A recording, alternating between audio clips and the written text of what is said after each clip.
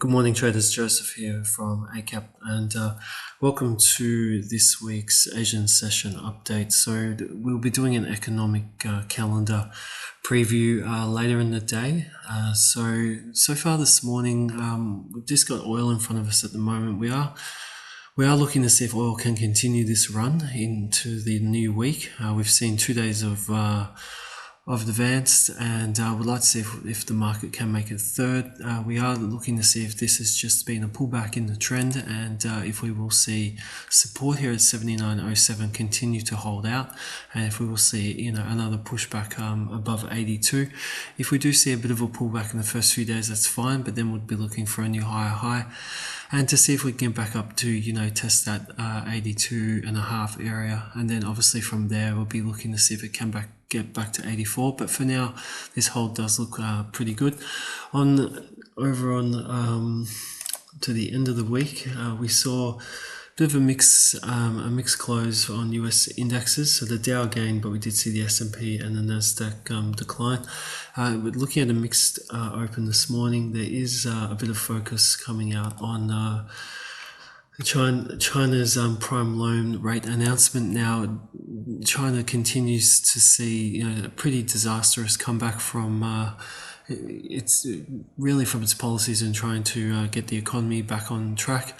We've seen some mixed data last week, and we're continuing to see issues with the real estate giants. So obviously you may have seen that Evergrande, they filed for bankruptcy in the US, and there's also issues with Country Garden, I think they're called, and so that situation still continues. So why it's important is a lot of their growth and a lot of the economy stability was really hedged around the real estate sector, and that's really fallen down. So it is continuing to show some pretty decent sized cracks in that recovery.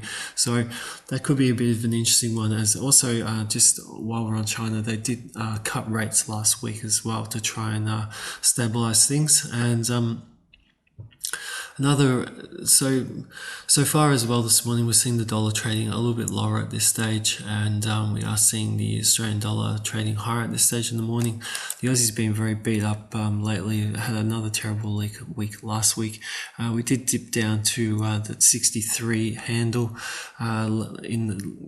late last week, and this morning there's a little bit of buying. But even though we do see a bit of a tick up, a lot of work will need to be done by buyers to sort of change momentum, and would want to see a higher low to sort of show buyer support. We do have pretty good signs with a bit of rejection now in that 63 area, but buyers will have to build on that and set up some sort of support base to sort of really start to prove that there is a short-term momentum change. The euro at this stage in the morning is trading a bit higher. There's plenty of support here at 0.846, and the pound, which had been doing quite well, we do see a bit of a flat. I had a decent week last week after testing that resistance at 27.80. That really remains this week's resistance level. Buyers would need to break that level to start to break out of the range that it's in at the moment, and there's support down at 26.61. Over to some of the yen so far this morning, we are seeing all three trading higher. The dollar's slightly weaker to the yen at this stage. So for the Aussie, we're seeing support here at 92.96, and euro, we've got a 2-day pullback, a little bit of buying at this stage, but there could be some demand filtering in around this area if it is retested. And the pound, so we got a little mumbled up before. So the pound had a really good run last week against the yen. We had that real fantastic midweek last week. We had a two-day pullback, and we're seeing a bit of buying at this stage today. So again, we just need to see some support sort of stabilize, and then a new move back up to test last week's highs to sort of get this current uptrend back up and running. We have had a decent pullback, and that higher high out of it. So this does look like a decent short-term uptrend right now. We'll just need to see if buyers can resume it with further momentum to the upside.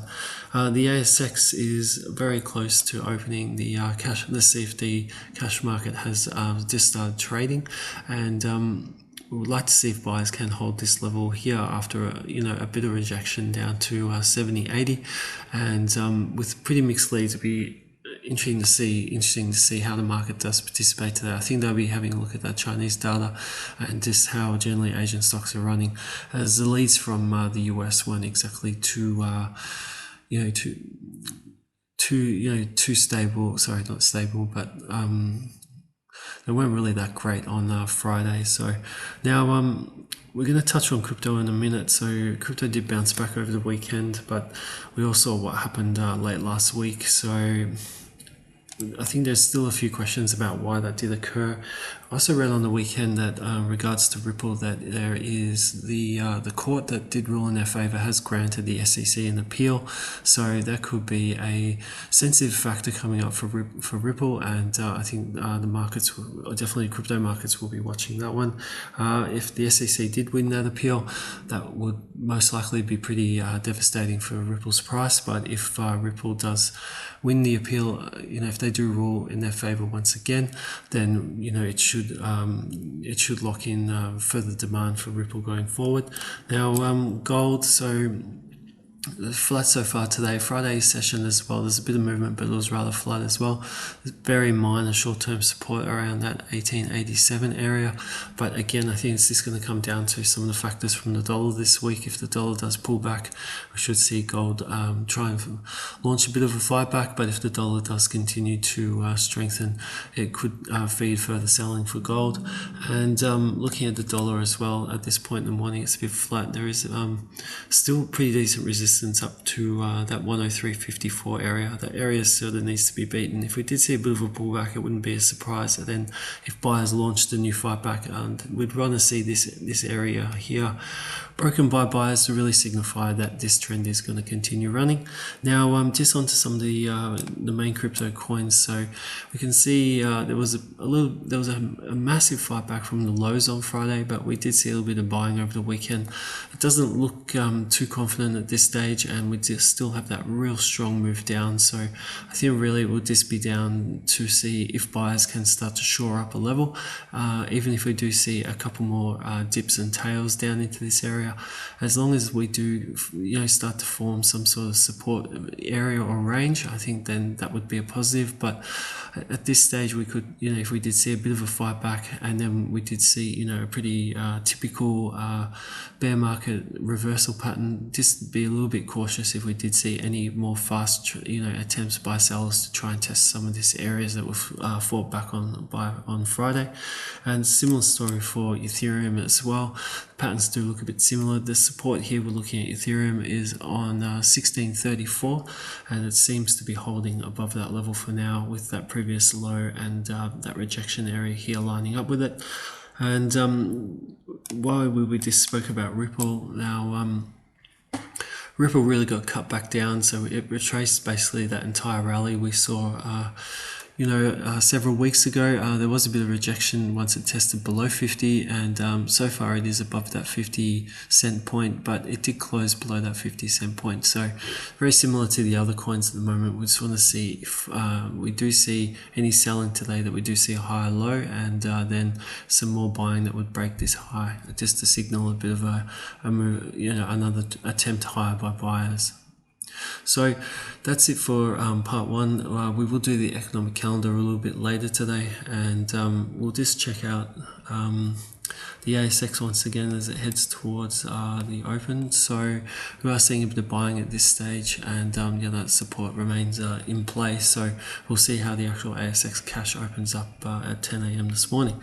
So thank you very much for your time. Wish you all the best for the week, and good trading, and bye for now.